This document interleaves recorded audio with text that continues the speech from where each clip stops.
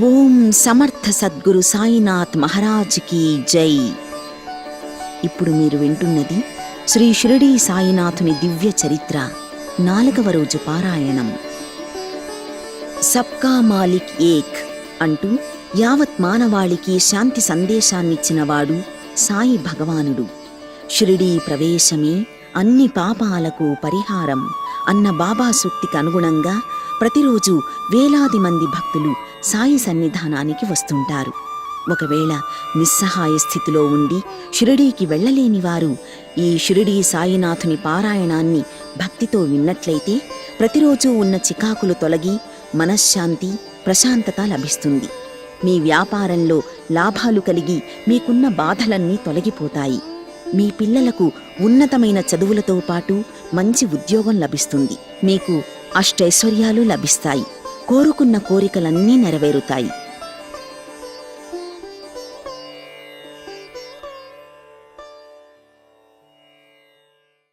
శ్రీ సాయినాథాయ నమః. సాయి సచ్చరిత్ర పారాయణం 4వ రోజు, ఆదివారం, 23వ అధ్యాయం. దైవాంశ సంభూతుడు, సమర్థ సద్గురువు అయిన షిరిడీ సాయిని మనమందరము దేవుడిగా భావించి పూజిస్తాం. కాని ఆయన ఏ రోజూ తాను దేవుణ్ణి అని ఎవ్వరికీ చెప్పలేదు. తాను భగవంతుడి సేవకుణ్ణని మాత్రమే చెప్పేవారు. ఆయన అవతార పురుషులైనప్పటికీ కూడా సామాన్య మానవులు ఎలా ప్రవర్తించేవారో అలాగే ప్రవర్తించేవారు. ఎల్లప్పుడూ అల్లా మాలిక్ ఏక్ అంటే భగవంతుడొక్కడే అని అంటూ ఉండేవారు. మహాత్ముల లీలలు వినడానికి ఆశ్చర్యకరంగానే ఉంటాయి. వారి కథలు, లీలలు, మహత్తులు వినేవారికి కుతూహలంగా అనిపిస్తాయి. మహాత్ముడైన ఆ సాయిబాబా లీలల్లో మరికొన్ని లీలల గురించి తెలుసుకుందాం.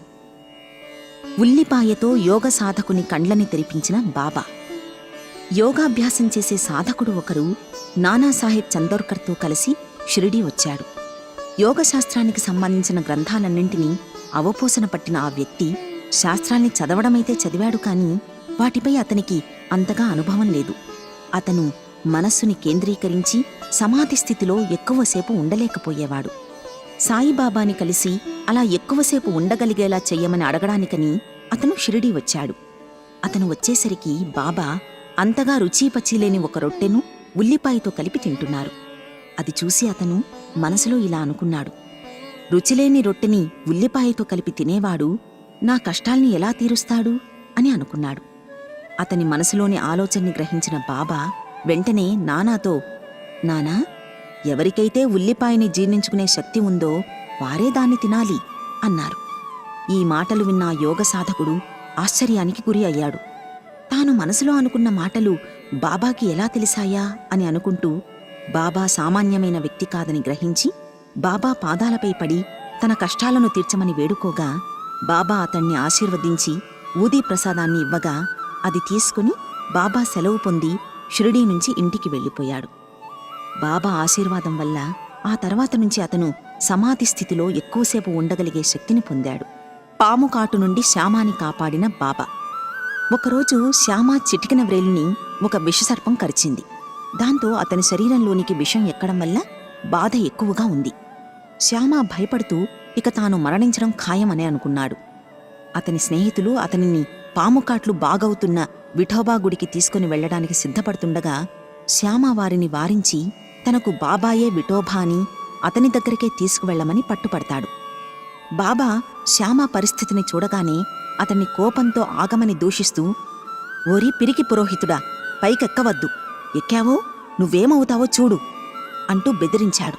తర్వాత పో, వెడలిపో, కిందకు దిగు అని గర్జించాడు. బాబా అంతకు ముందెప్పుడు ఇలా కోపంతో మాట్లాడడం చూడని శ్యామ బాబా అలా కోపగించుకోవడం చూసి భయపడిపోయి నిరాశకి గురి అవుతాడు. మసీదునే తన ఇల్లుగా, బాబానే తన సర్వస్వంగా భావించి ఇక్కడికి వస్తే తనని బాబా ఇలా తరిమివేస్తే తానెక్కడకు పోగలడు అని అనుకుంటూ ఇక తన ప్రాణాలు గాల్లో కలిసిపోవాల్సిందే అని అనుకుంటుండగా కొంతసేపటికి బాబా శాంతించి శ్యామ దగ్గరకు వెళ్ళి అతని దగ్గర కూర్చొని, శ్యామా, భయపడవద్దు, ఏమాత్రం చింతించకు. ఈ దయామయుడైన ఫకీరు నిన్ను తప్పక రక్షించి తీరతాడు. నువ్వు భయపడకుండా ఇంటికి వెళ్ళి కూర్చో, బయటికి మాత్రం వెళ్ళొద్దు. నా మీద విశ్వాసముంచు ఆందోళన పడవద్దు అని ఊరడించి తాత్యాని కాకాసాహెబ్ దీక్షిత్ని తోడుగా ఇచ్చి శ్యామాని ఇంటికి పంపిస్తారు. అలా పంపుతున్నప్పుడు అతనికిష్టం వచ్చినవి తినవచ్చు, గృహంలోనే తిరగవచ్చు, కాని నిద్రపోకుండా చూడండి, ఇంకొన్ని గంటల్లో శ్యామ కోలుకుంటాడు అని వాళ్లకు చెప్పి పంపించాడు బాబా. బాబా చెప్పినట్లుగానే శ్యామకి నయమయ్యింది. ఇక్కడ బాబా పలికిన 5 అక్షరముల మంత్రము పో, వెడలి పొమ్ము, క్రిందకు దిగు అనేది. శ్యామాని ఉద్దేశించిన మాటలు కాకుండా ఆ పాము విషాన్ని దిగిపొమ్మంటూ ఆజ్ఞాపించిన మాటలుగా మనం అర్థం చేసుకోవాలి. అంటే ఆ విషాన్ని పైకి ఎక్కవద్దని, శరీరమంతా వ్యాపించకుండా అక్కడే ఆగిపొమ్మని బాబా ఆజ్ఞాపించారు. ఇక్కడ శ్యామాకి బాబా ఎలాంటి వైద్యమూ చెయ్యలేదు. ఆయన వాక్కే ఒక పరమ ఔషధంగా పనిచేసి శ్యామాని పాము కాటు నుంచి రక్షించింది. అంటే బాబా పలికిన పలుకులే శ్యామ ప్రాణాల్ని రక్షించాయన్నమాట. ఎవరైనా సరే ఈ కథని కాని, బాబాకి సంబంధించిన ఇతర కథలు కాని వింటే వారికి బాబాపై స్థిరమైన నమ్మకం కలుగుతుంది. భక్తులు తమలో ఆవహించిన మాయా అనే మహాసముద్రాన్ని దాటాలంటే ఆ భక్తులందరూ బాబా పాదాలను హృదయంలో ధ్యానించాలి. కాబట్టి ప్రతి ఒక్కరూ బాబాని స్థిరమైన మనస్సుతో ధ్యానిస్తే ఎలాంటి కష్టాలు ఉండవు. కలరా వ్యాధి గురించి షిరిడీ గ్రామస్తుల్లో ఉన్న అపోహని తరిమికొట్టిన బాబా. షిరిడీ గ్రామంలో ఒకప్పుడు కలరా వ్యాధి భయంకరంగా చెలరేగడంతో భయపడిన ప్రజలు షిరిడీ నుంచి ఇతర గ్రామాలకి వెళ్లడం, ఇతర గ్రామాల నుంచి షిరిడీకి రావడం పూర్తిగా మానేశారు.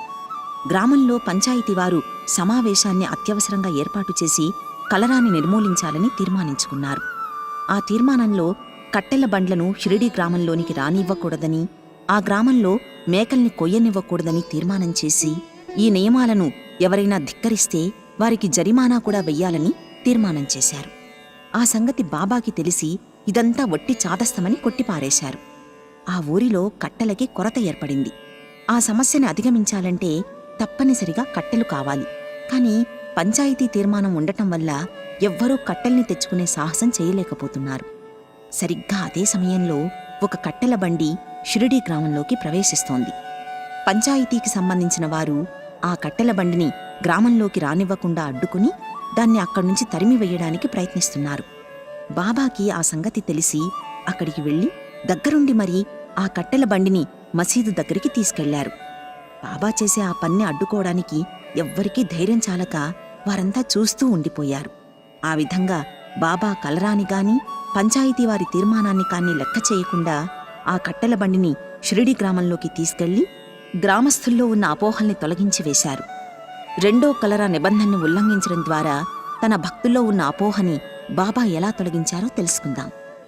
షిరిడీ గ్రామంలో కలరా గురించిన నిబంధన అమల్లో ఉండగానే ఎవరో మసీదు దగ్గరికి ఒక మేకని తీసుకొచ్చారు. ఆ మేక ముసల్ది, అంతేకాదు మరీ బక్కగా ఉంది. ఆ మేకని బలివ్వడం కోసమని తీసుకొచ్చారు. అందువల్ల బాబా ఆ మేకని ఒక్క వేటుకు నరకమని బడే బాబాకి చెప్పారు. కాని అలా నరకడానికి బడే బాబా నిరాకరించాడు. అప్పుడు బాబా ఆ పనిని శ్యామాకి అప్పగిస్తారు. కత్తి తేవడానికని చెప్పి వాడాకి వెళ్లిన శ్యామ త్వరగా తిరిగి రాడు. అదే సమయంలో కాకాసాహెబ్ దీక్షిత్ అక్కడికి రాగా ఆ పనిని అతనికి అప్పగించారు. అతను సద్బ్రాహ్మణ కుటుంబంలో పుట్టి చంపుట అంటే ఏమిటో తెలియనివాడు. అయినా సరే బాబా ఆజ్ఞని కాదనలేక ఆ కత్తితో ఆ మేకని చంపడానికి సిద్ధపడి కత్తిని పైకెత్తి బాబా ఆజ్ఞ కోసం ఎదురుచూస్తూ ఉన్నాడు. అక్కడున్న వారంతా అతను చెయ్యబోయే పనిని ఆశ్చర్యంగా చూస్తుంటారు. ఎందుకంటే మహమ్మదీయుడై ఉండి బడే బాబాయే ఆ పని చేయడానికి సంశయపడగా, బ్రాహ్మణుడై ఉండి ఈ దీక్షిత్ ఈ మేకను చంపడానికి ఇలా ఎలా సిద్ధపడుతున్నాడని అనుకుంటూ ఉన్నారు. అదే సమయంలో మేకని నరకమని బాబా చెప్పడంతో దీక్షిత్ కత్తి పైకెత్తి దాని పీకపై వేటు వేయడానికి సిద్ధపడుతుండగా బాబా ఆగమని అన్నారు. దాంతో అతను ఆగిపోయాడు. బాబా దీక్షిత్ వంక చూసి, నువ్వు ఎంతటి కఠినాత్ముడివి కాకపోతే బ్రాహ్మణుడవై ఉండి ఈ మేకని చంపడానికి ఎలా సిద్ధపడుతున్నావు అని అన్నారు. దానికి దీక్షిత్ ఇలా సమాధానమిచ్చారు. బాబా, మా అందరికీ నీ మాటలే అమృతవాక్కులతో సమానం. అది మంచిదా చెడ్డదా అని చూడం. మీరు ఏది చెబితే అదే చేస్తాం.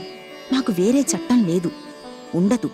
మీరు సద్గురువు, సాక్షాత్తు దేవుడు, కాబట్టి మీరు ఎలా చెబితే అలాగే చేస్తాం అని అన్నాడు. ఆ మాటల్ని విన్న బాబా, ఇది పఖీరులు కూర్చునే స్థలం. ఈ మేకని ఇక్కడ చంపకుండా తకియా అనే చోటికి తీసుకెళ్లి చంపండి అని చెప్పగా వారంతా అలాగే అని ఆ మేకని ఆ ప్రాంతానికి తీసుకెళ్తుండగా అది మధ్యలోనే చనిపోయింది. ఈ సంఘటనని బట్టి శిష్యుల్లో ఉత్తములు, మధ్యములు, అధములు అని 3 రకాలుగా ఉంటారని చెప్పవచ్చు. అదెలాగంటే గురువు చెప్పేదాకా ఉండకుండా ఆయన మనస్సు ఎరిగి వెంటనే ఆ పనిని పూర్తి చేసేవాళ్లు ఉత్తములు. గురువు చెప్పిన పనిని వెంటనే చేసేవాళ్లు మధ్యములు. గురువు చెప్పిన పనిని వాయిదాలు వేస్తూ ఉండేవారు అధములు అని చెప్పవచ్చు. శిష్యులలో ఉత్తములు, మధ్యములే గురువు నుంచి ఫలితాన్ని పొందగలుగుతారు. అధములు గురువు నుంచి ఎలాంటి లాభాన్ని పొందలేరు. కాబట్టి మీరందరూ ఉత్తమ శిష్యులుగా ఉంటూ బాబాని భక్తితో ఆరాధించి ఆయన ఆశీర్వాదాన్ని పొందండి.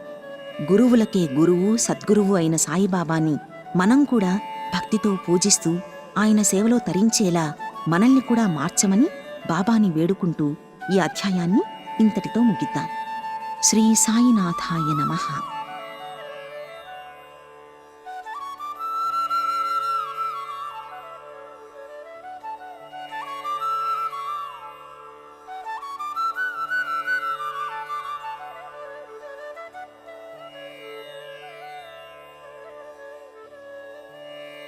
శ్రీ సాయినాథాయ నమః. సాయి సచ్చరిత్ర పారాయణ 24వ అధ్యాయం. బాబాకి హాస్య చతురోక్తులు అంటే చాలా ఇష్టం. ఆయన అప్పుడప్పుడు తన దగ్గరికి వచ్చే భక్తుల్ని తన హాస్యంతో నవ్విస్తూ ఉండేవారు. అలా ఒకరోజు శనగల కథ చెప్పి అందర్నీ కడుపుబ్బా నవ్వించారు. ఆ కథ గురించి ఇప్పుడు తెలుసుకుందాం. ఆ రోజుల్లో షిరిడీలో ఆదివారం నాడు సంత జరిగేది. చుట్టుప్రక్కల పల్లెల నుండి ప్రజలందరూ అక్కడికి వచ్చి వీధుల్లో దుకాణాలు వేసుకుని వారు తెచ్చిన సరుకులు అమ్ముకుంటూ ఉండేవారు. మామూలు రోజుల్లోనే ప్రతిరోజు మధ్యాహ్నం 12 గంటలకు మసీదు నిండిపోయేది. ముఖ్యంగా ఆదివారం నాడు మాత్రం ఆ సంతకి వచ్చే ఆ జనంతో మసీదు క్రిక్కిరిసిపోతూ ఉండేది. అలా ఒక ఆదివారం నాడు ఆ జనాన్ని చూసిన హేమాడ్ పంత్ సాయిబాబా దగ్గర కూర్చుని బాబా పాదాల్ని ఒత్తుతూ మనసులో ఏదో నామాన్ని జపిస్తూ ఉన్నాడు. బాబాకి ఎడమవైపున శ్యామ, కుడివైపున వామనరావులు ఉన్నారు. వారితో పాటు శ్రీమాన్ బూటీ, కాకాసాహెబ్ దీక్షిత్ మొదలైన వారు కూడా ఉన్నారు. ఆ సమయంలో శ్యామ నవ్వుతూ హేమాడ్ పంత్తో ఇలా అన్నాడు, నీ కోటుకు శనగగింజలు అంటినట్లుగా ఉన్నాయి చూడు అంటూ. హేమాడ్ పంత్ తన చొక్కా చేతుల్ని తట్టగా ఆ చొక్కా జేబు నుంచి శనగగింజలు కూడా నేలరాలాయి. అందరికీ ఆశ్చర్యం కలుగుతున్నట్లుగా నేలపై పడిన ఆ శనగగింజలు కిందికి దొర్లుకుంటూ వెళ్ళిపోతుండగా అక్కడున్న వాళ్ళందరూ ఆ శనగల్ని ఏరుకున్నారు. ఈ సంఘటన హాస్యానికి తావిచ్చే విధంగా ఉంది. అక్కడున్న వాళ్ళందరూ ఆ సంఘటన గురించి ఎవరికి తోచిన విధంగా వాళ్ళు అనుకోసాగారు. అసలు ఆ శనగలు అతని చొక్కా చేతిలోకి ఎలా వచ్చాయో అని అనుకుంటున్నారు. అసలు ఆ శనగలు తన చొక్కాలోకి ఎలా దూరి ఉన్నాయోనని హేమాడ్ పంత్ కూడా అయోమయంగా చూస్తూ ఉన్నాడు. అతనితో పాటు అందరూ ఆశ్చర్యపోతుండగా బాబా ఇలా అన్నారు, ఈ హేమాడ్ పంత్కి ఎవ్వరికీ పెట్టకుండా తానొక్కడే తినే చెడ్డ అలవాటొకటుంది. ఈరోజు సంత కాబట్టి ఆ సంతకి వెళ్ళి శనగల్ని కొనుక్కొని జేబులో వేసుకుని ఎవ్వరికీ పెట్టకుండా అతనొక్కడే ఆ శనగల్ని తింటూ ఇక్కడికొచ్చాడు. వీడి నైజం నాకు బాగా తెలుసు. ఈ శనగలే దానికి నిదర్శనం. ఈ విషయంలో ఎవ్వరూ ఆశ్చర్యపడాల్సిన అవసరం లేదు అని అన్నారు. హేమాడ్ పంత్ కల్పించుకొని, బాబా, నేనెప్పుడూ ఒంటరిగా తిని ఎరుగను. కాని మీరు ఈ చెడ్డగుణం నాకు ఉందంటూ నాపై నింద మోపుతున్నారు. ఈనాటికి నేను ఎప్పుడూ షిరిడీలోని సంతని చూడలేదు. ఈరోజు కూడా నేను సంతకు వెళ్లలేదు. అలాంటిది నేను శనగల్ని ఎలా కొంటాను? నేను కొననప్పుడు నేనెలా తిని ఉంటాను? ఇంకో ముఖ్య విషయం ఏమిటంటే, నా దగ్గర ఎవరైనా ఉంటే వారికి పెట్టకుండా ఇప్పటిదాకా నేను ఎప్పుడూ తినలేదు అన్నాడు. బాబా అతని మాటలకి సమాధానమిస్తూ, అవును, అది నిజమే. దగ్గర ఎవరైనా ఉంటే వారికి పెడతావు. ఎవ్వరూ నీ దగ్గర లేనప్పుడు నీవు గాని నేను కాని ఏమి చేయగలం? కాని నువ్వు ఏదైనా తినే ముందు నన్ను స్మరిస్తున్నావా? నేను ఎల్లప్పుడూ నీచెంతనే ఉంటున్నానా? నీవేదైనా తినడానికి ముందు నాకు అర్పిస్తున్నావా అని అడిగారు. ఈ శనగల కథలో బాబా చెప్పిన మాటల్ని జాగ్రత్తగా పరిశీలిస్తే ఎవరు ఏ పని చేసినా ఆ పని చేయడానికి ముందు ఏమి తిన్నా అవి తినడానికి ముందు తప్పనిసరిగా భగవంతుణ్ణి స్మరించుకుని ఆయనకి అర్పించిన తరువాతే ఆ పని చేయడం కానీ ఆ ఆహార పదార్థాలని తినటం కానీ చెయ్యాలని అర్థమవుతోంది. అంతేకాదు, మనుషుల మనసుల్లో కామ క్రోధాది అరిషడ్వర్గాలు ఏర్పడినప్పుడు కూడా ఒక్క క్షణం ఆగి భగవంతుణ్ణి స్మరించుకుంటే ఆ అరిషడ్వర్గాలు మనల్ని ఏ విధంగానూ ఇబ్బంది పెట్టం. ఎందుకంటే ఆ అరిషడ్వర్గాలు మనలో కలగకుండా ఆ భగవంతుడే అణచివేస్తాడు. భగవంతుణ్ణి కాని గురువుని కాని స్మరించకుండా ఎవ్వరూ ఏ పనీ చెయ్యవద్దు. ఒక్క మాటలో చెప్పాలంటే గురువుని భగవంతుణ్ణి స్మరించకుండా ఏది చేసినా అది అనర్థానికే దారితీస్తుంది. కాబట్టి మీరు ఏది చేసినా గురువులకే గురువులాంటి ఆ సాయిబాబాకి పెట్టి ఆయన్ని స్మరించిన తరువాతే ఆ పని చెయ్యాలనే నీతిని ఈ శనగల కథ ద్వారా బాబా మనకందించారు. భాగవత పురాణంలో కుచేలుడిగా పేరుగాంచిన సుధాముడు కూడా ఇదే విధంగా చిన్నతనంలో గురుపత్ని ఇచ్చిన శనగల్ని కృష్ణుడికి ఇతర స్నేహితులకి పెట్టకుండా తానొక్కడే తిన్నాడు. కాబట్టే పెద్దయిన తరువాత కుచేలుడిగా మారి ఎన్నో కష్టాలను అనుభవించినట్టుగా భాగవతం ద్వారా తెలుస్తోంది. అందుకే బాబా తన భక్తులకి ఈ శనగల కథ ద్వారా పక్కనున్నవారికి పెట్టకుండా ఎవ్వరూ తినకూడదు అనే నీతిని మనకి బోధించారు. బాబా సమక్షంలో జరిగిన మరొక హాస్య సంఘటన గురించి ఇప్పుడు తెలుసుకుందాం. దామోదర్ ఘనశ్యామ్ బాబరే ఉరఫ్ అన్నా చించణీకర్ అనే వ్యక్తి బాబాకి మంచి భక్తుడు. అతను మొరటువాడు కావడంతో ఏ విషయాన్నైనా ముక్కుసూటిగా మాట్లాడేవాడు. అసలు ఎవ్వరినీ లక్ష్యపెట్టేవాడు కాదు. ఉన్నదున్నట్లుగా ముఖం మీద చెప్పేసేవాడు. అతను బయటికి కఠిన వ్యక్తిలా కనిపించినా అతను సహృదయం గలవాడు. అందుకే బాబాకి అతనంటే చాలా ఇష్టం. బాబాకి అందరూ సేవ చేస్తున్నట్లుగానే ఇతను కూడా మధ్యాహ్నం బాబా ఎడమచేతిని తోముతూ ఉండేవాడు. బాబాకి కుడివైపున వేణుబాయ్ కౌజల్గి అనే ఒక ముసలి వితంతు ఉండేది. ఆమెని బాబా అమ్మా అని పిలిచేవారు. ఇతరులు ఆమెని మావీసీబాయ్ అని పిలిచేవారు. ఆమె కూడా బాబాకి సేవలు చేసేది. ఆమె బాబా నడుముని, మొలని, వీపుని తన 2 చేతులు వేళ్లతో నొక్కుచుండేది. ఒకరోజు ఆమె బాగా గట్టిగా తోముతూ ఉంది. చూసేవారికి బాబా వీపు కడుపు కలిసిపోతాయేమో అన్నట్లుగా అనిపించింది. ఇంకొక ప్రక్కన అన్న బాబా చేతిని తోముతున్నాడు. అలా తోమేటప్పుడు మావీసీబాయి ముఖం కిందకి మీదికి ఆడిస్తూ ఉంది. ఒకసారి ఆమె ముఖం అన్నా ముఖానికి చాలా దగ్గరగా వెళ్ళింది. హాస్యమాడు నైజంగల మావీసీబాయి, ఓహో, అన్నా చెడ్డవాడు, నన్ను ముద్దు పెట్టుకోవడానికి ప్రయత్నిస్తున్నాడు. ఇంత ముసలివాడివైనప్పటికీ నన్ను ముద్దు పెట్టుకోవడానికి నీకు సిగ్గులేదు అని వేళాకోళమాడుతుంది. ఆ మాటకి అన్నాకు కోపం వచ్చింది. తన చొక్కా చేతులు పైకెత్తి అతను ఇలా అన్నాడు, నేను ముసలివాణ్ణి, దుర్మార్గుణ్ణి అని అంటున్నావు. నేను వెర్రివాడనా? నీవే కలహానికి కాలు దూవుతున్నావు అన్నాడు. అక్కడున్న వాళ్ళందరూ ఈ ముసలివాళ్ల కలహాన్ని చూసి నవ్వుతున్నారు. కాని బాబా ఇద్దర్నీ సమానంగా ప్రేమించేవారు కాబట్టి ఇద్దర్నీ ఓదార్చాలనుకుని బాబా ప్రేమగా, ఓ అన్నా, ఎందుకు అనవసరంగా గోల చేస్తున్నావు? బిడ్డ తన తల్లిని ముద్దు పెట్టుకుంటే దానిలో తప్పే ఉంది అని అన్నారు. బాబా మాటలు విని ఇద్దరూ సంతోషించారు. అక్కడున్న వారితో పాటు ఆ వృద్ధులు కూడా బాబా మాటలకి సరదాగా నవ్వుకున్నారు. బాబా భక్తుల సేవల్ని అంగీకరించి వారి విషయంలో ఎవ్వర్నీ జోక్యం చేసుకోనిచ్చేవారు కాదు అని నిరూపించే కథ. బాబాకి ఎవరైనా సేవ చేస్తుంటే వారి ఇష్టానుసారం సేవ చేయనిచ్చేవారు. వారు చేసే పనిని వద్దనేవారు కాదు.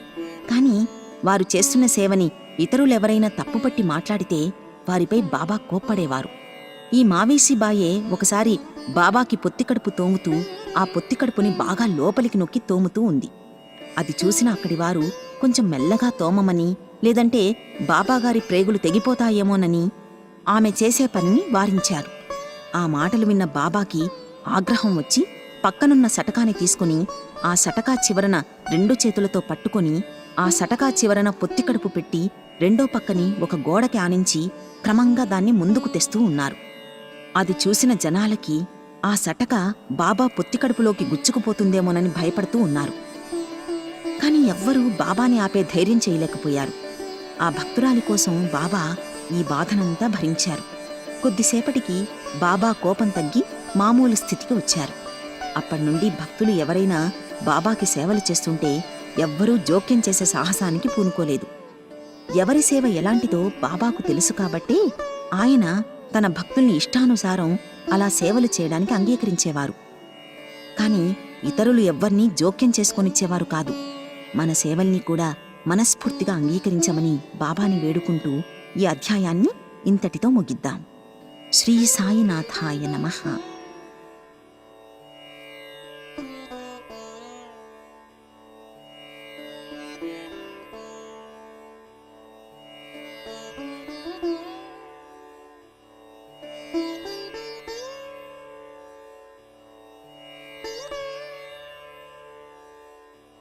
శ్రీ సాయినాథాయ నమః. సాయి సచ్చరిత్ర పారాయణ 25వ అధ్యాయం. భగవదవతార రూపుడు, మహాయోగీశ్వరుడు, కరుణాసాగర స్వరూపుడైన సాయిబాబాకి భక్తులంటే చాలా ఇష్టం. బాబాను స్వచ్ఛమైన మనస్సుతో ఎవ్వరు పూజించినా వారికి ఎలాంటి కష్టాలు రానివ్వడు. అంతేకాదు, వారి వెన్నంటే ఉంటూ వారిని బాబా కంటికి రెప్పలా కాపాడుతూ ఉండేవారు. అంతేకాదు, వారిని ఆపదల నుండి రక్షిస్తారు. అలా ఎన్నోసార్లు ఎన్నో సంఘటనల ద్వారా ఆ విషయం రుజువయ్యింది. అలాంటి సంఘటనల్లో కొన్నింటి గురించి తెలుసుకుందాం. సాయిబాబా భక్తుడైన దాము అన్నాకి బొంబాయిలో ఒక స్నేహితుడు ఉండేవాడు. అతనికి ప్రతి వ్యాపారం చేసి లక్షలు సంపాదించాలనే ఆలోచన ఉంది. ఆ విషయాన్ని తెలియచేస్తూ దాము అన్నాకి అతను ఉత్తరం రాశాడు. దాంతో దాము అన్నాకి ఆ ప్రతి వ్యాపారం చెయ్యాలనే కుతూహలం కలిగింది. బొంబాయి స్నేహితుడితో కలిసి ఆ ప్రతి వ్యాపారం చేయడానికి సాయిబాబా అనుమతిని తీసుకుందామని భావించిన దాము ఆ విషయాన్ని తెలియచేస్తూ శ్యామకి ఉత్తరం రాశాడు. బాబా దగ్గరికి వెళ్లి శ్యామ ఆ విషయాన్ని చెబుదామనుకుని ఆ ఉత్తరం తీసుకుని వెళ్ళాడు. ఆ ఉత్తరాన్ని బాబా ముందు పెట్టగా ఆ ఉత్తరంలో విషయం ఏమిటని బాబా అతన్ని అడిగాడు. దాంతో దాము అన్న బొంబాయి స్నేహితునితో కలిసి ప్రతి వ్యాపారం చేయాలనుకుంటున్న విషయం శ్యామ బాబాకి చెప్పాడు. బాబా వద్దని వారిస్తూ, వాళ్లకి ఉన్నతి చాలు, ఆకాశానికి నిచ్చెన వేసి అందని దానికోసం అర్రులు చాస్తే భంగపాటు తప్పదు అని హెచ్చరించడంతో శ్యామ దాము అన్నాకి ఈ విషయాన్ని తెలుపుతూ ఒక ఉత్తరం రాశాడు. ఆ ఉత్తరం చదువుకున్న దాము అన్న తానే స్వయంగా వెళ్లి బాబాని కలిసి విషయం చెప్పి ఆయన అనుమతిని కోరాలనుకుంటాడు. మరుసటి రోజు వెళ్లడమైతే వెళ్తాడు కాని బాబాతో వ్యాపారం గురించి మాట్లాడే ధైర్యం చాలక ఆయన పాదాల్ని ఒత్తుతూ మనసులో ఇలా అనుకున్నాడు: బాబా గనుక నాకు ఈ వ్యాపారంలో సహాయం చేస్తే ఆయనకి లాభంలో వాటా కూడా ఇద్దామనుకున్నాను అని. అతని మనసులోని భావాల్ని అర్థం చేసుకున్న బాబా నవ్వుకుంటూ, ప్రపంచ విషయాల్లో తగులుకొనడానికి నాకు పెద్దగా ఇష్టం లేదు అని అన్నారు. బాబాకి ఇష్టం లేదన్న సంగతి గ్రహించిన దాము అన్న ఆ వ్యాపారం చేయడం మానుకున్నాడు. తర్వాత కొన్నాళ్లకి ప్రతి వ్యాపారం, ధాన్యం వ్యాపారం చేస్తూ వాటిని ఎక్కువ ధరకి అమ్ముదామనే ఉద్దేశంతో కొందరు వ్యాపారస్తులు వాటిని నిల్వ చేసి ఉంచగా వాటి ధరలు భారీగా తగ్గిపోవడంతో తీవ్ర నష్టాల పాలవుతారు. అందుకే భవిష్యత్తు తెలిసిన బాబా అతనికి నష్టం రాకుండా ఉండాలనే ఉద్దేశంతోనే ఆ వ్యాపారాన్ని చెయ్యనివ్వకుండా అడ్డుకున్నారు. మనమంతా ఇక్కడ ఒక విషయం అర్థం చేసుకోవాలి. జ్ఞానం తెలియని పిల్లవాడు తీపి వస్తువుల కోసం ఆరాటపడతాడు. కాని తల్లి మాత్రం అతని ఆరోగ్యాన్ని రక్షించే చేదు మాత్రల్ని ఇస్తుంది. ఆ చేదు మాత్రలు ఆ పిల్లవాడి ఆరోగ్యాన్ని రక్షిస్తాయి. బాబా కూడా తల్లిలాంటివారే. తన భక్తులకి ఏది మంచో ఏది చెడో తెలుసు కాబట్టే దాము ఆ పత్తి వ్యాపారం చేస్తే నష్టపోతాడని తెలిసి దాముని ఆ వ్యాపారం చేయకుండా బాబా అడ్డుకున్నారు. మామిడి పండ్లతో బాబా చేసిన చమత్కారం, ఆమ్రలీల. ఒకరోజు ఒక వ్యక్తి గోవా నుంచి బాబా కోసం శ్యామా పేరు మీద 300 మామిడి పండ్ల పార్సిల్ పంపించాడు. ఆ పార్సిల్ తెరిచేటప్పటికీ బాగానే ఉంది. ఆ పండ్లలో 4 పండ్లు దాము అన్నా కోసమని చెప్పి వాటిని తీసి పక్కన పెట్టిన బాబా మిగతా పండ్లని శ్యామ అధీనంలో పెడతారు. సరిగ్గా అదే సమయంలో దాము అక్కడికొచ్చాడు. ఆ పక్కన పెట్టిన పండ్లని ఆ మసీదులో ఉన్న భక్తులందరూ చూస్తుండగా వారిని గమనించిన బాబా, ఈ పండ్లు దాము అన్నావి, ఈ పండ్లని తిని అతను చావాలి అని అన్నారు. అది విన్న భక్తులందరూ ఆశ్చర్యానికి గురి అయ్యారు. ఆ మాట విన్న దాము కంగారు పడ్డాడు. కాని అక్కడే ఉన్న మహల్సాపతి కల్పించుకొని బాబా అన్న ఆ మాటని వివరిస్తూ, నీలో ఉన్న అహంకారం చావాలనే ఉద్దేశంతోనే బాబా అలా అన్నారు, కంగారు పడకు అన్నాడు. బాబా ఆ పండ్లని దామోకిస్తూ, ఈ పండ్లని నువ్వు తినవద్దు, నీ చిన్న భార్యకి ఇవ్వు. ఈ ఆమ్రలీల ఆమెకి 4 కొడుకుల్ని 4 కూతుళ్లని ప్రసాదిస్తుంది అని అన్నారు. దాము అన్నాకి 2 భార్యలున్నారు. అయినా అతనికి సంతానం కలగలేదు. అతను చాలామంది జ్యోతిషుల్ని కలిశాడు. వాళ్ళందరూ అతని జాతకం ప్రకారం అతనికి సంతాన భాగ్యం లేదని చెప్పారు. దాంతో అతను భారాన్నంతా బాబాపైనే వేసి బాబాని భక్తితో పూజిస్తూ ఉండేవాడు. బాబా చెప్పినట్టుగా ఆయన ఇచ్చిన ఆ మామిడి పండ్లను అతను తన చిన్న భార్యకివ్వగా కొన్నాళ్లకి బాబా మాటలు నిజమై అతనికి బాబా చెప్పినట్లుగానే సంతానం కలిగింది. జ్యోతిషుల మాటలు అబద్ధమని తేలింది. బాబా తన భక్తుల విషయంలో ఇలాంటి అద్భుత లీలల్ని ఎన్నింటినో చేశారు. కొన్నాళ్ల తర్వాత బాబా దగ్గర మసీదులో కూర్చున్న దాము అన్న ఎందుకో మనసులో ఇలా అనుకున్నాడు: ఇప్పుడైతే బాబా దగ్గరికి వేల మంది వస్తున్నారు. వారు అడిగిన కోరికలన్నింటినీ బాబా తీరుస్తూ ఉన్నారు. ఒకవేళ బాబా గనుక తన భౌతిక శరీరాన్ని విడిచి వెళ్ళిపోతే అప్పుడు నాతో పాటు వీళ్ళందరూ ఏమైపోతారు? నేను నా జీవితాన్ని ఎలా కొనసాగించగలను అని అనుకున్నాడు. దాము మనసులో అనుకున్న మాటలు బాబా గ్రహించి దానికి సమాధానంగా ఇలా అన్నారు: ఎక్కడైనా ఎప్పుడైనా ఎవరైనా నా గురించి ఆలోచిస్తే నేను బ్రతికి ఉన్నా సమాధి అయినా సరే వెంటనే వారి దగ్గర ఉంటాను. వారి మనసుల్లోని ఆలోచనలు తెలుసుకుని వారి కోరికల్ని నెరవేరుస్తూ ఉంటాను అని అన్నారు. ఆయన ఆ రోజుల్లో దామోకి చెప్పినట్టుగానే అప్పుడు ఆయన భక్తుల వెంటే ఉన్నారు. ఇప్పుడు కూడా సమాధి చెంది ఇంతకాలమైనా ఇప్పటికీ తన భక్తుల్ని కంటికి రెప్పలా కాపాడుతూనే ఉన్నారు. మనల్ని కూడా అలా ఎల్లవేళలా కంటికి రెప్పలా కాపాడుతూ ఉండమని బాబాని కోరుకుంటూ ఈ అధ్యాయాన్ని ఇంతటితో ముగిద్దాం. శ్రీ సాయినాథాయ నమః.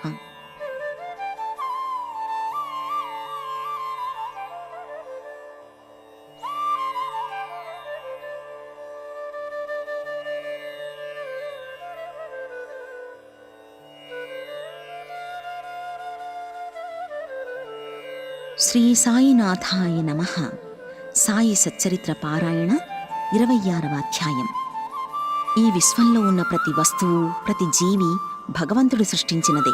కాబట్టి ఆ జీవులు అంతరించిపోతే అతని గురించి ఆ వ్యక్తి యొక్క రక్త సంబంధీకులు బాధపడుతూ ఉంటారు. కానీ పుట్టినవాడు గిట్టక తప్పదు అనే సత్యాన్ని తెలుసుకుంటే ఎవ్వరూ ఎవ్వరి కోసం బాధపడరు. గురువు కూడా భగవత్స్వరూపులే. సద్గురువు అయినవాడు శిష్యుల కళ్ళ తలముకున్న అజ్ఞానపు పొరల్ని తొలగించి వారిని జ్ఞానం వైపుకు నడిపేవాడు. అలాంటి సద్గురువైన బాబాని భక్తితో పూజిస్తూ మనకి కూడా జ్ఞానాన్ని ప్రసాదించమని కోరుకుందాం. భక్త పంతు యొక్క మూర్ఛరోగాన్ని తగ్గించిన బాబా. ఒకరోజు పంతు అనే భక్తుడు షిరిడీకి వచ్చాడు. నిజానికి అతను వేరే గురువుకి శిష్యుడు. అందుకే షిరిడీ రావడానికి అతనికి ఇష్టం లేకపోయినా స్నేహితులు, బంధువులందరూ కలిసి షిరిడీ వెళుతుండగా అతన్ని కూడా రమ్మని పిలవడంతో అతనికిష్టం లేకపోయినా వారితో కలిసి అతను షిరిడీకి వస్తూ మధ్యలో బొంబాయిలో దిగి తన గురువుని దర్శించుకుని షిరిడీ వచ్చి 11 గంటలకి మసీదుకు వెళ్లి బాబా పూజ కోసం అక్కడికి వచ్చిన భక్తుల గుంపుని చూసి మూర్ఛ వచ్చి పడిపోయాడు. అక్కడి వాళ్ళందరూ కలిసి అతనికి తెలివి తెప్పించడానికి ప్రయత్నించి అతని ముఖంపై నీళ్లు చల్లారు. బాబా అనుగ్రహంతో అతనికి తెలివి వచ్చింది. అతన్ని పరీక్షగా చూసిన బాబా అతను వేరొక గురువుకి శిష్యుడని గ్రహిస్తారు. ఆ తర్వాత అతనికి ధైర్యం చెబుతూ, ఏది ఏమైనా సరే నీ గురువుని విడిచిపెట్టొద్దు. అతన్నే ఆశ్రయించి ఆయన ధ్యాసలోనే ఉంటే నువ్వు మేలు పొందుతావు అని అన్నారు. బాబా మాటలు విన్న పంతుకి తన గురువు గుర్తుకొచ్చాడు. అంతేకాదు, బాబా స్పర్శ వల్ల అతనికి మళ్లీ మూర్ఛ రాలేదు. బాబా చేసిన ఆ మేలుని పంతు గుర్తుపెట్టుకుని ఆయనకి మనసులోనే కృతజ్ఞతల్ని తెలిపాడు. హేమచంద్ర పితలే కొడుకు మూర్ఛరోగాన్ని తరిమికొట్టిన బాబా. బొంబాయిలో హరిశ్చంద్ర పితలే అనే భక్తుడు ఉండేవాడు. అతనికి మూర్ఛరోగంతో బాధపడుతున్న ఒక కొడుకు ఉండేవాడు. అతను ఆయుర్వేద మందులు, ఇంగ్లీషు మందులతో పాటు అనేక రకాల మందుల్ని వాడినా ప్రయోజనం కనబడలేదు. బొంబాయిలో దాసగణు కీర్తనల ద్వారా షిరిడీలో బాబా చేసే మహిమల గురించి విన్న హరిశ్చంద్ర పితలే భార్యా పిల్లలతో కలిసి షిరిడీ వచ్చాడు. మసీదులోకి వచ్చి బాబాకి నమస్కరించాడు. మూర్ఛరోగి అయిన తన కొడుకుని బాబా పాదాలపై ఉంచాడు. బాబా ఆ కుర్రాడి కళ్ళలోకి తీక్షణంగా చూడగానే ఆ పిల్లాడి కళ్ళు గిర్రున తిరిగి అతను చొంగ కారుస్తూ నేలమీద పడ్డాడు. అతని శరీరానికి చెమటలు పట్టి ఆ కుర్రవాడు చచ్చినవాడిలా పడి ఉంటాడు. అతని పరిస్థితిని చూసిన తల్లిదండ్రులు భయపడిపోయి ఏడుస్తూ ఉన్నారు. వాళ్ళ పరిస్థితి ఎలా ఉందంటే, దొంగల నుండి తప్పించుకోవడానికి గృహంలోకి వెళితే ఆ గృహపు గోడ వచ్చి నెత్తిమీద పడినట్టుగా ఉంది. ఎండతో బాధపడుతూ చెట్టు నీడకి వెళితే దాని కొమ్మ వచ్చి మీద పడినట్టుగా ఉంది.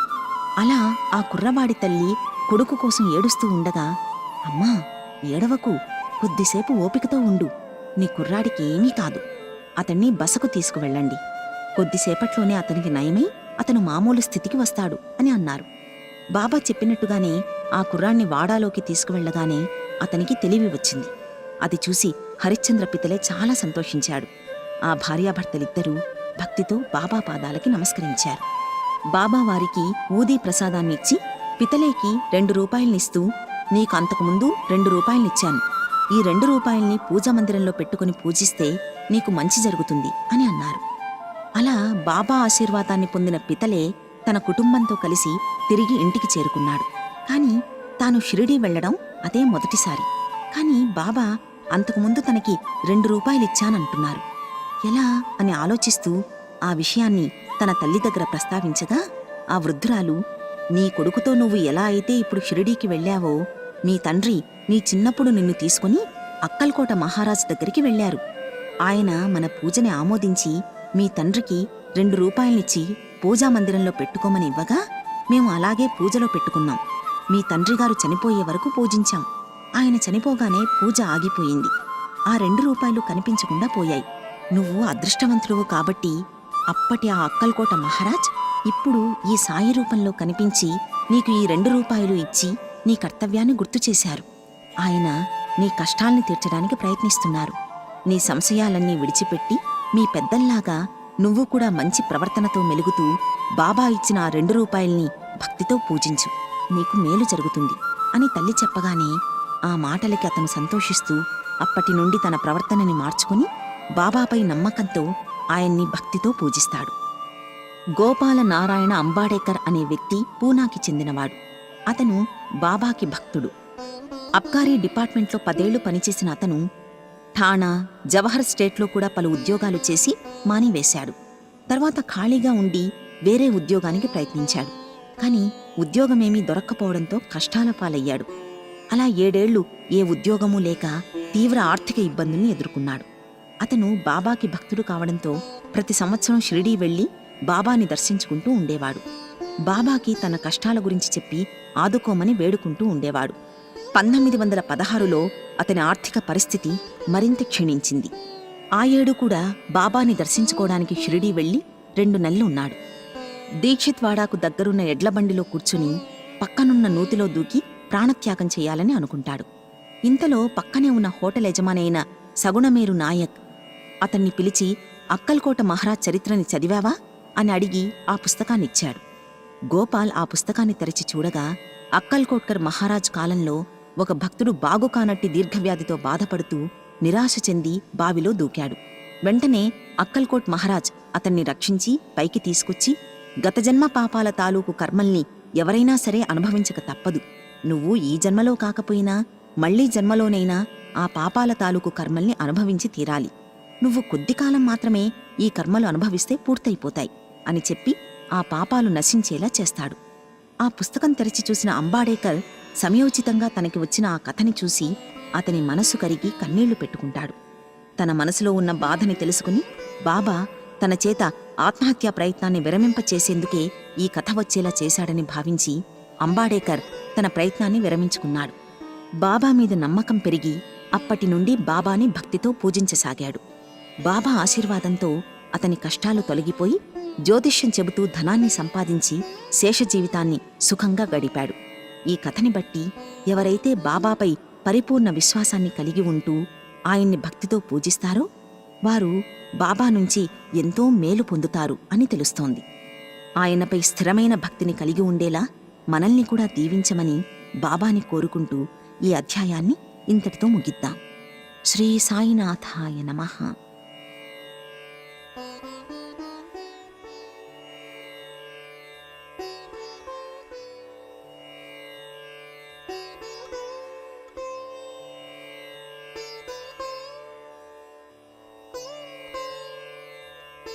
శ్రీ సాయినాథాయ నమః.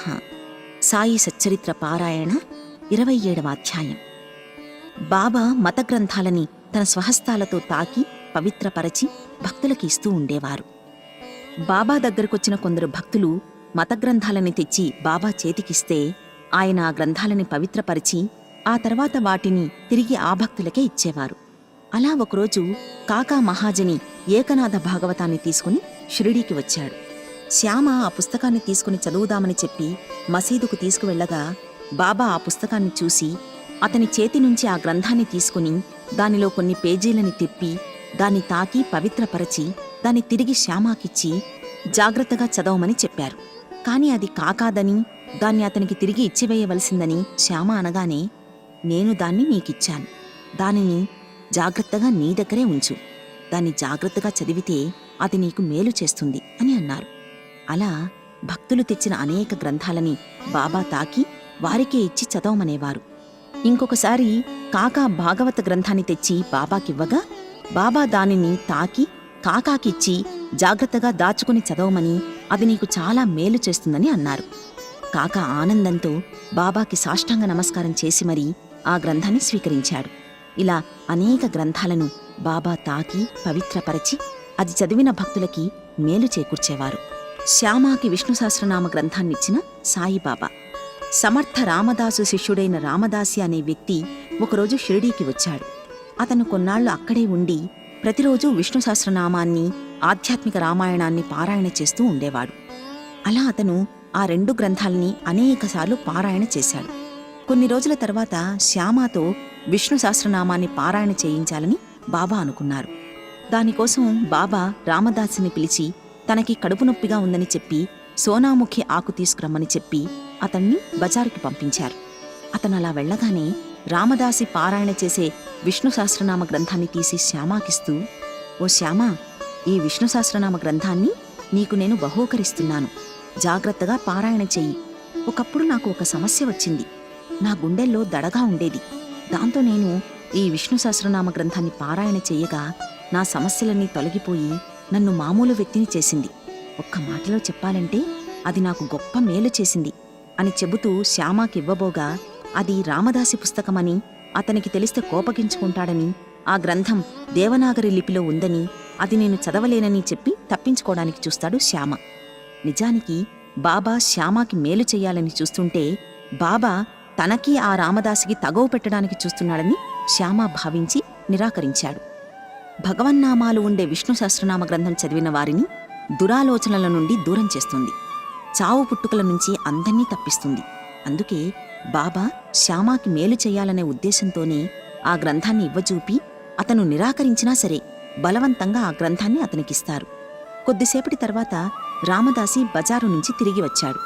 అక్కడే ఉన్న అన్నా చించణీకర్ నారదునిలా జరిగిందంతా అతనికి చెప్పాడు. దాంతో రామదాసి కోపంతో శ్యామాపై మండిపడ్డాడు. ఆ గ్రంథాన్ని తన దగ్గరుంచి దొంగిలించడానికే బాబా చేత తనని బజారుకు పోయేలా చేసి ఆ గ్రంథాన్ని దొంగిలించావంటూ శ్యామాని కొట్టినంత పనిచేశాడు రామదాసి. ఇంతలో బాబా కలగ చేసుకుని, శ్యామ మనవాడే కదా, ఎందుకు అతనిపై కోపడుతున్నావు? ఈ పవిత్ర గ్రంథాలని నిత్యం పారాయణ చేస్తున్నావు, కాని నీ మనసును మాత్రం పవిత్రపరచుకోలేదు. ఒక పుస్తకం కోసం శ్యామతో పోట్లాడుతున్నావా? డబ్బు ఇస్తే పుస్తకాలు చాలా వస్తాయి, కాని మనుషులు రారు. శ్యామాకి ఆ పుస్తకాన్ని నేనే ఇచ్చాను, అతనికి ఏమీ సంబంధం లేదు అంటూ, ఈ గ్రంథాలు నీకు కంఠస్థం కాబట్టి నువ్వు చూడకపోయినా చదువుకోగలవు.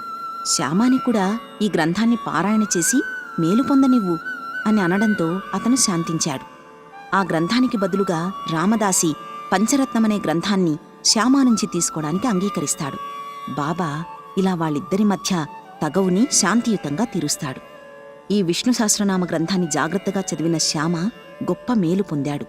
బాబా అలా భక్తుల చేత మంచి మంచి గ్రంథాలను చదివించి వారి కర్మల్ని తొలగింపచేయించి వారిని ఉన్నతులుగా తీర్చిదిద్దేవారు.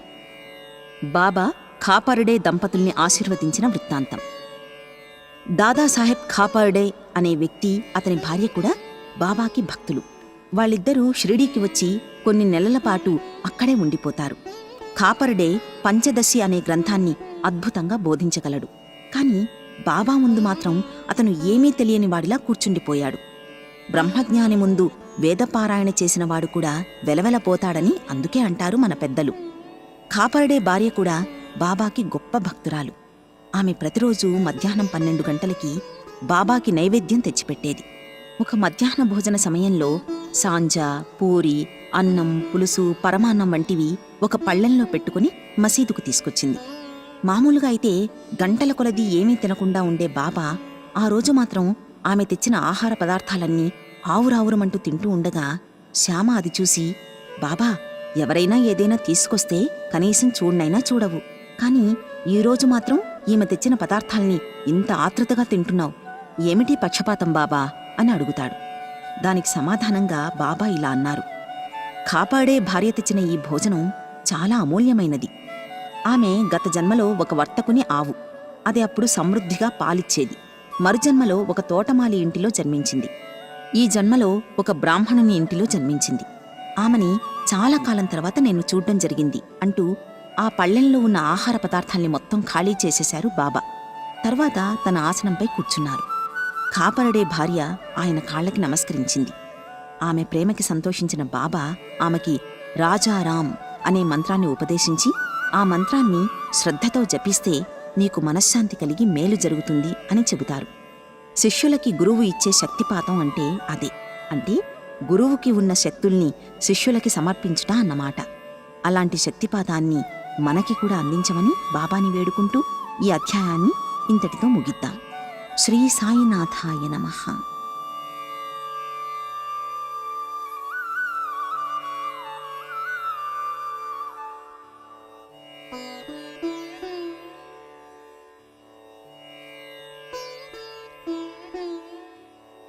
శ్రీ సాయినాథాయ నమః.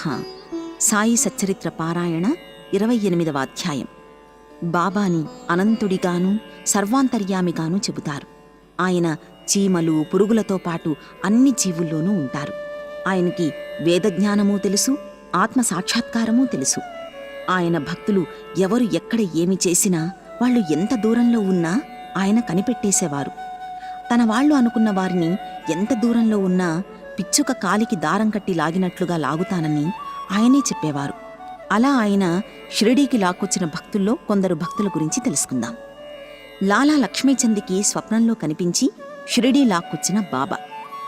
లాలా లక్ష్మీచంద్ అనే వ్యక్తి రైల్వే గుమాస్తాగా పనిచేస్తూ ఉద్యోగం మానివేసి బొంబాయిలోని ముద్రణాలయంలోనూ తర్వాత ర్యాలీ బ్రదర్స్ కంపెనీలో గుమాస్తాగా పనిచేశాడు. 1910లో ఒక రాత్రి అతనికి స్వప్నంలో తెల్లని గడ్డంతో ఉన్న ఒక వ్యక్తి కనిపించాడు. తర్వాత దాసగను చెప్పే కీర్తనలు వినడానికి వెళ్లి అక్కడున్న ఫోటోను చూసి షాక్కి గురయ్యాడు. ఎందుకంటే తనకి ముందు రోజు రాత్రి కలలో కనిపించిన వృద్ధుడు ఈ ఫోటోలో ఉన్న వ్యక్తి ఒక్కరే. ఆ తర్వాత జరిగిన విచిత్రం తెలిస్తే మీరు ఆశ్చర్యపోతారు. ఒకనాటి రాత్రి 8 గంటలకి అతని స్నేహితుడైన శంకర్రావు వచ్చి తనతో కలిసి షిరిడీ వస్తావా అని అడగ్గా లక్ష్మీచంద్ ఆనందిస్తూ సరేనన్నాడు. చేతిలో డబ్బులు లేకపోయినా బంధువుల దగ్గర 15 రూపాయలు అప్పు చేసి మరీ షిరిడీకి వెళ్లాడు. రైల్లో ప్రయాణం చేస్తూ బాబా గురించిన వివరాలు రైల్లో ఉన్న మిగిలిన ప్రయాణికుల్ని అడిగి తెలుసుకున్నాడు. కోపర్గాంలో దిగగానే బాబాకి జామపండ్లివ్వాలని లక్ష్మీచంద్ అనుకుంటాడు. కాని చుట్టుప్రక్కల ఉన్న ప్రకృతి దృశ్యాలని చూసి ఆ విషయాన్ని మర్చిపోతాడు. షిరిడీకి దగ్గర్లో ఉండగా మార్గమధ్యంలో ఒక వృద్ధురాలు ఒక జామపండ్ల గంపనెత్తుకుని అతనికి ఎదురొస్తుంది. అతను ఆమెను ఆపి కొన్ని మంచి పండ్లు కొంటాడు. అతను బాబా దగ్గరికి వెళుతున్నాడని తెలిసి ఆ ముసలమ్మ బుట్టలో మిగిలిన పండ్లని కూడా అతనికే ఇచ్చివేసి తన తరపున బాబాకివ్వమని చెబుతుంది. అలాగేనని చెప్పి ఆ పండ్లను తీసుకుని షిరిడీ వెళ్లి మసీదు వంక చూడగా ఆ మసీదు పైన 2 జెండాలు కనిపిస్తాయి. అవి చూసి వాటికి నమస్కరించాడు. తర్వాత మసీదులోకి వెళ్లి బాబాని పూజిస్తాడు. అతన్ని ఆశీర్వదిస్తూ బాబా ఇలా అంటారు: టక్కరివాడా, రైల్లో భజన చేస్తూ నా గురించి ఇతరుల్ని అడిగి తెలుసుకోవలసిన అవసరం ఏముంది? నీకు స్వప్నంలో వచ్చింది నేను కదా. 15 రూపాయలు అప్పు చేసి మరీ నా దగ్గరికి రావాలా అని బాబా అతను చేసిన పనులన్నీ ఒక్కొక్కటిగా చెప్పేయడంతో లక్ష్మీచంద్ ఆశ్చర్యానికి గురి అవుతాడు. ఆయన సర్వజ్ఞుడని, ఆయనకి తెలియనిది ఏదీ లేదని, ఆయన దైవాంశ సంభూతుడని భావించి ఆనందంతో బాబా పాదాలకి నమస్కరిస్తాడు.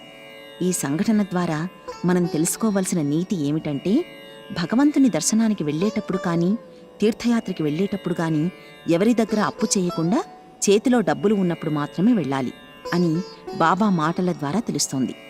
లక్ష్మీచంద్ అక్కడ బాబా దగ్గర ఉన్నన్ని రోజులు అతనికి బాబా ఎన్నో లీలల్ని చూపి ఎన్నోసార్లు అతను ఆశ్చర్యపోయేలా చేయగా బాబాపై అతనికి భక్తి మరింత పెరిగి అతను ప్రియభక్తుడిగా మారిపోయాడు. తర్వాత లక్ష్మీచంద్ స్నేహితుల దగ్గర, బంధువుల దగ్గర బాబా మహిమల్ని కీర్తిస్తూ బాబా శక్తి గురించి వారికి తెలిసేలా చేస్తూ ఉండేవాడు. బురహాన్పూర్ మహిళ తెచ్చిన కిచిడీ ప్రసాదాన్ని ఇష్టంగా తిన్న బాబా. బురహాన్పూర్కి చెందిన ఒక మహిళకి బాబా స్వప్నంలో కనిపించి ఆమెని షిరిడీకి వచ్చేలా చేశారు. బాబాకి కిచిడీ ప్రసాదం పెట్టాలని ఆమె కోరిక. కానీ అది 15 రోజులకు గాని నెరవేరలేదు. చివరికి 15వ రోజున ఆమె మధ్యాహ్నం 12 గంటలకి బాబాకి కిచిడీ చేసి తీసుకొచ్చింది. హారతి జరుగుతూ ఉంది. హారతి సమయంలో ఎవ్వరూ తెరతీసి లోపలికి వెళ్లడానికి సాహసించరు. కాని ఆమె ఆత్రంగా తెరతీసి లోనికి వెళ్లి బాబా ముందు ఆ కిచిడీ పెట్టగా దానికోసమే చూస్తున్నట్టుగా బాబా ఆ కిచిడీని ఆత్రంగా తిని మొత్తం ఖాళీ చేసేశారు. బాబాకి భక్తుల మీద ఎంతటి ప్రేమ ఉంటుందో ఈ సంఘటన బట్టి తెలుస్తోంది. మేఘశ్యాముడు బాబాకి చేయించిన గంగా స్నానం అద్భుతం చేసిన బాబా. మేఘశ్యాముడనే వ్యక్తి హరివినాయక సాఠైకి వంట బ్రాహ్మణుడు. అతను ఎల్లప్పుడూ ఓం నమఃశివాయ అనే పంచాక్షరి మంత్రాన్ని జపిస్తూ ఉండేవాడు. షిరిడీ సాయిబాబా శివుని అవతారమని సాఠే అతనికి చెప్పగా అతను షిరిడీ వెళ్లి బాబాని దర్శించాలని భావించి షిరిడీకి బయలుదేరతాడు. మార్గమధ్యంలో ఎవరో అతనికి బాబా మహమ్మదీయుడని చెప్పడంతో అతను కలవరపడి షిరిడీ ప్రయాణాన్ని మానుకోవడానికి సిద్ధపడగా యజమాని అతనికి నచ్చచెప్పి షిరిడీకి పంపించాడు. షిరిడీ వెళ్లి మసీదులోనికి అడుగుపెట్టాలనుకుంటుండగా బాబా అతనిపై కోప్పడి ఇతనికి తాను సద్బ్రాహ్మణుడు అని పొగరు, అతన్ని దూరంగా తరిమివేయండి అని అన్నాడు. ఆ మాటలు విన్న మేఘుడు ఆశ్చర్యపడి తాను మనసులో అనుకున్న విషయాలు ఈయనకెలా తెలిసాయా అనుకుంటూ క్షమించమని వేడుకోగా సాయిబాబా ప్రసన్నుడై అతనికి అనుమతిస్తారు. అతను అక్కడే ఉండి బాబాని సేవించసాగాడు. ఇంటికి వెళ్లి 6 నెలల తర్వాత మళ్లీ షిరిడీకి వస్తాడు. సాయిబాబాని శివుని అవతారంగా భావించి బాబాని వివిధ రకాలుగా సేవించి సంతృప్తి చెందుతాడు. మకర సంక్రాంతి నాడు బాబాకి చందనం పూసి గంగా స్నానం చేయించాలని అనుకుంటాడు. బాబాని అనేకసార్లు వేడుకోగా చివరికి బాబా అంగీకరిస్తారు. బాబా గద్దపై నుంచి కిందకి దిగి పీటపై కూర్చొని తలని ముందుకు చాపి, ఓ మేఘా, శరీరానికి తల ముఖ్యం కాబట్టి నువ్వు నా తలపైనే నీరు పోయి, అలా పోస్తే మొత్తం శరీరమంతా పోసినట్లవుతుంది అని అన్నారు. కాని అతను భక్తి పారవస్యంతో హరగంగే హరగంగే అంటూ బాబా తలపై నీళ్లు పోస్తూ బాబా శరీరం మొత్తాన్ని తడిపేశాడు. కాని ఆశ్చర్యంగా బాబా తల మాత్రమే తడిసి మిగిలిన శరీరమంతా పొడిగానే ఉండడంతో అతను అదెలా సాధ్యమయ్యిందంటూ ఆశ్చర్యపడి బాబాకి శివునికి భేదం లేదని అనుకుంటూ బాబాకి గొప్ప భక్తుడిగా మారిపోయాడు. మరోసారి మేఘుడికి బాబా కలలో కనిపించి అతన్ని ఆశీర్వదించి, మేఘా, త్రిశూలాన్ని గీయి అని చెబుతూ అతనిపై అక్షతలు చల్లుతారు. కల చెదిరి మేల్కొని చూడగా అక్కడ నిజంగానే అక్షతలు ఉంటాయి. ఆ తర్వాత అతను బాబా దగ్గరికి వెళ్లి జరిగినదంతా చెప్పి తనకి శివలింగం గీయడానికి ఆజ్ఞ ఇమ్మంటాడు. బాబా అంగీకరించగా అతను వాడాకి చేరుకుని గోడపై ఎర్ర రంగుతో పెద్ద శివలింగాన్ని గీస్తాడు. మరుసటి రోజు ఒక రామదాసి వచ్చి అతనికి ఒక శివలింగాన్ని బహూకరిస్తాడు. తాను శివలింగం గీసిన వెంటనే శివలింగం తన దగ్గరికి రావడం చూసి అతను ఆశ్చర్యానికి గురి అయ్యాడు. బాబానే తనకు ఆ శివలింగాన్ని బహుమతిగా ఇచ్చాడని అతను భావించి సంతోషించాడు. మేఘశ్యాముడు తన ఇంటిలో పూజ చేస్తున్న పెద్ద ఫోటో దగ్గర ఆ శివలింగాన్ని పెట్టుకుని దాన్ని పూజిస్తూ బాబా యందు స్థిరమైన నమ్మకం కలవాడి బాబాకి కొన్నేళ్లు సేవ చేసి చివరికి 1912లో మరణిస్తాడు. బాబా అతని మృతదేహంపై చేతులు పెట్టి, ఇతను నాకు నిజమైన భక్తుడు అని అంటూ తన సొంత ఖర్చులతో సంస్కారాలు చేయిస్తాడు. అలా ఎక్కడెక్కడో ఉన్నవారిని పిచ్చుక కాలికి దారం కట్టి లాగినట్టుగా తన దగ్గరికి తెచ్చుకొని తన మహిమల్ని చాటి వారిని భక్తులుగా మార్చుకున్న మహనీయుడు సాయిబాబా. మనలో కూడా చాలామంది అంతకుముందు ఇతర దేవుళ్ళని పూజించేవారమే ఎక్కువ మంది ఉంటాం. అయినా సరే బాబా మనల్ని కూడా తన భక్తులుగా మార్చి మన జీవితాల్లో వెలుగులు నింపాడు. నాటి భక్తుల జీవితాల్ని మార్చినట్లుగా మన జీవితాల్ని కూడా మార్చి మనకి కూడా ఆయన యందు స్థిరమైన భక్తి నిలిచి ఉండేలా చెయ్యమని బాబాని కోరుకుంటూ ఈ అధ్యాయాన్ని ఇంతటితో ముగిద్దాం. శ్రీ సాయినాథాయ నమః.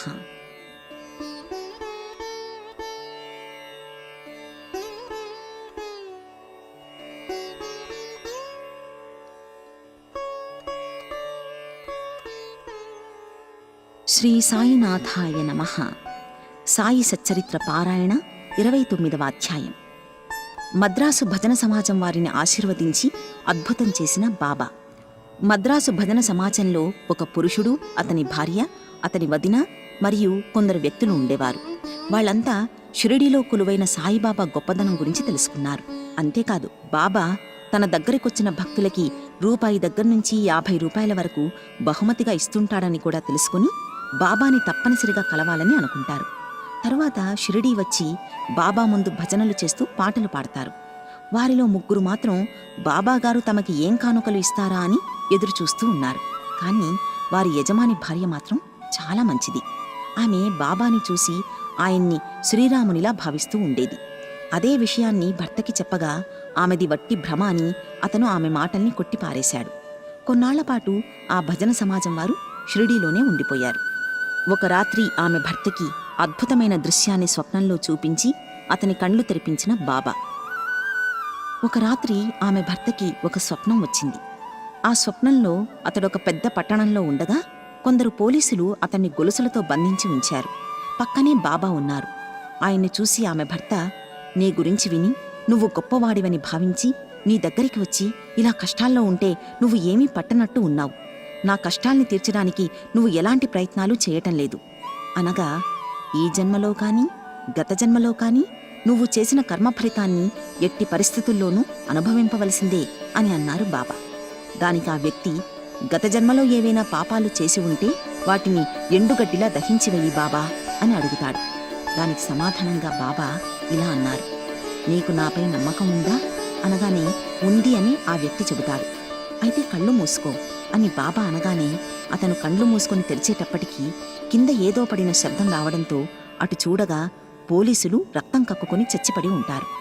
వాళ్ళని చూసి అతను భయపడిపోతూ బాబా వైపు చూడగా, ఇప్పుడు నువ్వు బాగా పట్టుబడ్డావు.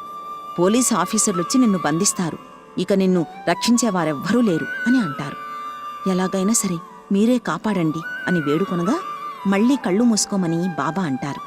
అతను అలాగే చెయ్యగా అతని బంధనాలు విడిపోయి ఉంటాయి. వెంటనే అతను బాబా పాదాలపై పడగా అతన్ని ఆశీర్వదించిన బాబా మాట్లాడుతూ, ఇంతకీ ముందుకీ ఇప్పటికీ నీలో కలిగిన మార్పు ఏమిటో చెప్పమంటారు. దానికి ఆ వ్యక్తి, బాబా, ఇంతకుముందు మహమ్మదీయుడివైన నువ్వు హిందువులందర్నీ పాడు చేస్తున్నావని భావించేవాణ్ణి. కాని నువ్విప్పుడు సాక్షాత్తు దేవుడివని నమ్ముతున్నాను అనగా, నీకింకేం కావాలి అని బాబా అడుగుతారు. తనకి తన గురువైన రామదాసుణ్ణి చూడాలని ఉందని అతను చెప్పగా బాబా స్థానంలో అక్కడ రామదాసు కనిపిస్తాడు. ఆ వ్యక్తి రామదాసు పాదాలకి మ్రొక్కగా అతను ఆశీర్వదించి అదృశ్యుడవుతాడు. ఆ స్థానంలో ఉన్న బాబాని, మీరు వృద్ధుల వలె ఉన్నారు, మీ వయస్సెంత అని ఆ వ్యక్తి అడగగా, నేను ముసలివాణ్ణా, నాతో కలిసి పరిగెత్తు అని వేగంగా పరిగెత్తుకుంటూ వెళ్లి బాబా అదృశ్యమవుతారు. అతనికి మెలకువ వచ్చి చూడగా అక్కడ ఎవ్వరూ కనిపించరు. ఆ స్వప్నంతో బాబా గొప్పతనం గురించి అతను తెలుసుకుంటాడు. అప్పటినుంచి అతనికి డబ్బుపై ఉన్న ఆశ తొలగిపోయింది. తర్వాత బాబా అతనికి 2 రూపాయలు ఖరీదు చేసే మిఠాయిని, 2 రూపాయల నగదుని బహుమతిగా ఇచ్చి, అల్లా నీకు మేలు చేసి నీకు కావలసినంత ధనం ఇస్తాడు అంటూ ఆశీర్వదిస్తాడు. బాబా చెప్పినట్టుగానే వారి యాత్ర దిగ్విజయంగా సాగి అతనికి బోలెడంత ధనం లభించింది. బాబా ఇప్పటికీ ఎంతోమంది భక్తుల్ని ఆశీర్వదిస్తూ వారికి మేలు చేస్తూనే ఉన్నారు. టెండూల్కర్ కుటుంబాన్ని ఆశీర్వదించి అతని కొడుకు విషయంలో జ్యోతిషులు చెప్పిన దాన్ని తారుమారు చేసిన బాబా. బాంద్రాలో టెండూల్కర్ కుటుంబం నివసించేది. అతని కుమారుడైన బాబు టెండూల్కర్ వైద్య పరీక్ష రాయడానికని చెప్పి పగలు రాత్రి అనే తేడా లేకుండా నిష్ఠగా చదువుతూ ఉండేవాడు. అతను కొందరు జ్యోతిష్యుల దగ్గరికి వెళ్లగా వారంతా అతను ఆ పరీక్ష రాసినా ఉత్తీర్ణుడు కాడు అని తేల్చి చెప్పేశారు. ఆ కుటుంబ సభ్యులందరూ బాబా భక్తులు కావడంతో టెండూల్కర్ భార్య షిరిడీ వెళ్లి బాబా ఆశీస్సులు తీసుకోవాలని నిర్ణయించుకుని బాబాని కలిసి ఆయనకి నమస్కరించి కొడుకు విషయం చెబుతుంది. జాతకాలు, హస్తసాముద్రికాలు చెప్పేవి పక్కన పెట్టి నాయందు నమ్మకముంచి అతన్ని బుద్ధిగా చదువుకోమని చెప్పు. ఈ ఏడాది అతను ఆ పరీక్షలో తప్పకుండా ఉత్తీర్ణుడవుతాడు అని బాబా అభయమిస్తారు. ఆమె ఆనందంతో ఇంటికి వచ్చి బాబా ఆశీర్వదించిన విషయాన్ని అందరికీ చెబుతుంది. అతను సంతోషించి వేరే ఆలోచన ఏమీ పెట్టుకోకుండా పరీక్షలకి బాగా చదివి బాగా పరీక్ష రాసి ఉత్తీర్ణుడవుతాడు. ఇంటర్వ్యూకి రావాల్సిందిగా అతనికి ఉత్తరం వస్తుంది. దానిలో కూడా అతను ఉత్తీర్ణుడవడంతో జ్యోతిష్యం తప్పని రుజువై బాబా ఆశీర్వాదం ఫలించింది. ఒక్కోసారి మనకి కూడా అలాగే కష్టాలు చుట్టుముడతాయి. అలాంటప్పుడు మనం బాబాపై నమ్మకం ఉంచితే మన విషయం ఆయనే చూసుకుంటారు. అలాగే అతని తండ్రి రఘునాథరావు కూడా బొంబాయిలో ఒక విదేశీ కంపెనీలో పనిచేస్తూ ఓపిక లేక ఉద్యోగాన్ని విరమించుకోవాలని అనుకుంటాడు. అతనికి కంపెనీ వారు ఎంత జీతం ఇవ్వాలా అని ఆలోచిస్తూ అతని వేతనం 150 రూపాయలు కాబట్టి అందులో సగమైన 75 రూపాయలు ఇవ్వాలని అనుకుంటారు. కానీ అది కుటుంబ ఖర్చులకి సరిపోదు. కాబట్టి ఏం చెయ్యాలా అని టెండూల్కర్ కుటుంబ సభ్యులు ఆలోచిస్తూ ఉండగా రాత్రి టెండూల్కర్ భార్యకి బాబా స్వప్నంలో కనిపించి 100 రూపాయల పెన్షన్ పెట్టిస్తానని చెప్పి ఇంకో 10 రూపాయలు అదనంగా వేసి 110 రూపాయల పెన్షన్ వచ్చేలా చేస్తారు.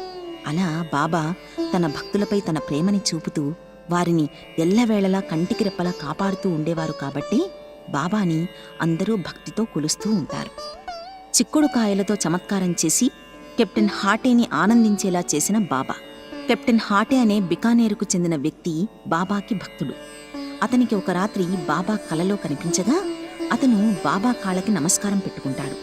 అదే సందర్భంలో అతను తోటలోకి వెళ్లి చిక్కుడుకాయలు, స్వయంపాకం తెచ్చి బాబాకి దక్షిణగా అర్పించగా సరిగ్గా అతనికి మెలకు వచ్చేస్తుంది. దాంతో అతను బాగా ఆలోచించి తనకి స్వప్నంలో కనిపించిన ఆ వస్తువుల్ని బాబాకి పంపించాలని అనుకుంటాడు. గ్వాలియర్ వెళ్లి అక్కడి నుంచి బొంబాయిలో ఉన్న తన స్నేహితునికి 12 రూపాయలు మనీ ఆర్డర్ ద్వారా పంపి 2 రూపాయలతో చిక్కుడుకాయలు, స్వయంపాకం కొని బాబాకి ఇవ్వమని, మిగిలిన 10 రూపాయల్ని దక్షిణగా సమర్పించమని చెబుతాడు. ఆ స్నేహితుడు అతను చెప్పినట్టుగానే షిరిడీకి వెళ్లి మిగతా సామాన్లు కొన్నాడు.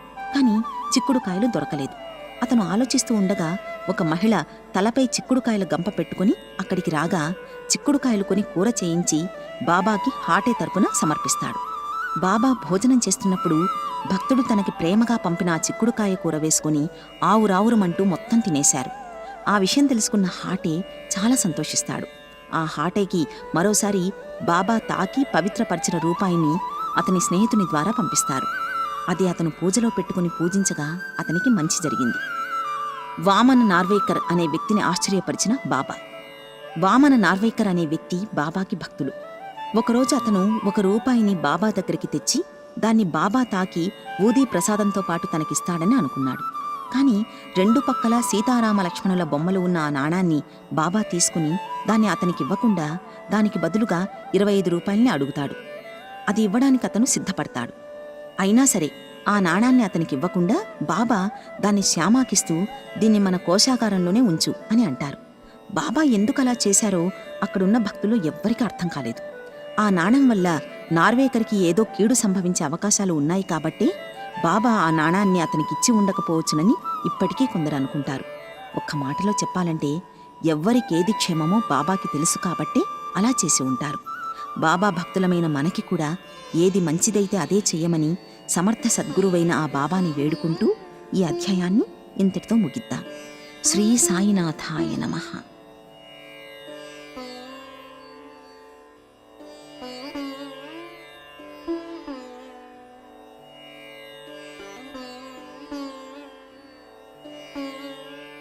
శ్రీ సాయినాథాయ నమః. సాయి సచ్చరిత్ర పారాయణ 30వ అధ్యాయం.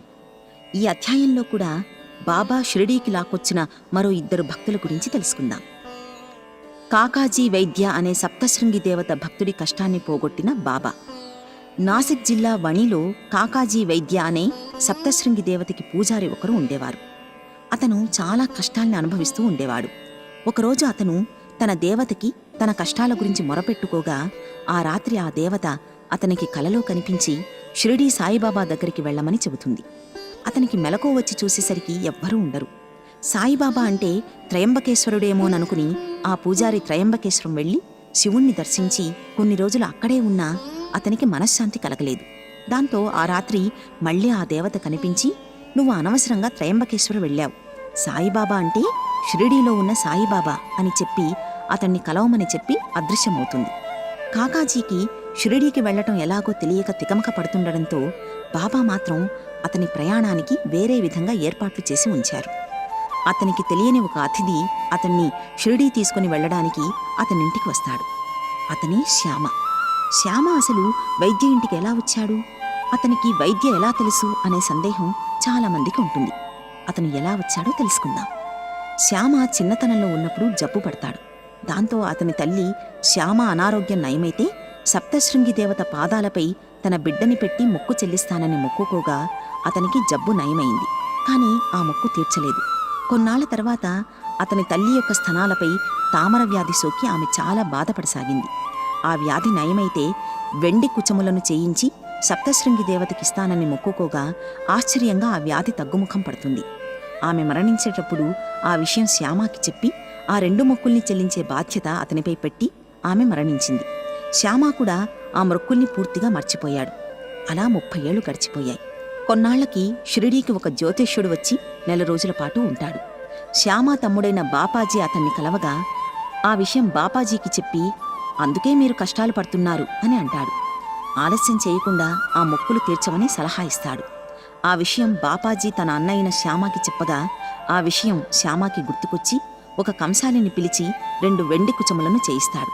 వాటిని తీసుకెళ్లి బాబానే తన సప్తశృంగి దేవత అని చెప్పి బాబాకి ఆ 2 వెండి కుచములని సమర్పించబోగా బాబా అతన్ని వారించి, నువ్వే స్వయంగా సప్తశృంగి దేవత ఆలయానికి వెళ్ళి వాటిని సమర్పించు అని చెబుతారు.